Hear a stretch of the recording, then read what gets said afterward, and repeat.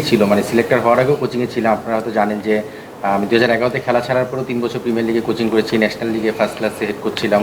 তারপরে সিলেকশনে আসা 9 বছর জার্নি শেষ করে যখন অপরচুনিটি আসলো, স্পেশালি আমাদের ক্রিকেট বোর্ড যখন দেশি কোচদের প্রায়োরিটি দিচ্ছে বা ওভাবে প্রমোট করছে, সেখান থেকে আমার এই স্বপ্নটা আবার নতুন করে জাগে যে না, আমি তাহলে কোচিংয়ে যেতে পারি। এবং সেই সুযোগটা যখন আসে, আমি ন্যাশনাল সিলেক্টর থাকা অবস্থায় কন্ট্রাক্ট শেষ হওয়ার আগে 1 বছর আগে বোর্ডের সঙ্গে কমিউনিকেশনের মাধ্যমে রিজাইন করি এবং তারপরে আন্ডার 17 করি। সো নিশ্চিতভাবেই একটা ভালো মুভ ছিল আমার লাইফে।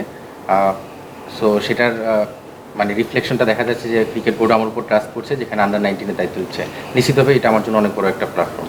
না, এখানে আমি আমাদের প্রেসিডেন্ট এবং আমাদের জিডি চেয়ারম্যান দুজনের সঙ্গে যখন কথা বলি, আমাদের ওই জায়গাটায় আমরা খুব সিরিয়াসলি ডিসকাশন হয়, যেটা হলো প্লেয়ার তৈরিটা মেইন ফোকাস থাকবে।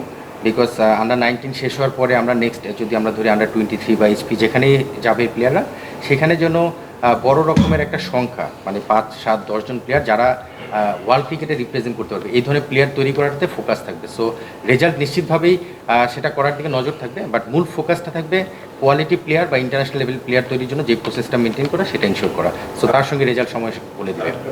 এটা আসলে যেহেতু আমি সিলেক্টর ছিলাম, সেই জায়গা থেকে এটার সঙ্গে রিলেট করা যায়। এটা ডিপেন্ড করে আসলে চেয়ারম্যান কীভাবে চিন্তা করেন, জিডি চেয়ারম্যান, পাশাপাশি সিলেক্টর কীভাবে চিন্তা করে, এবং হেড কোচ।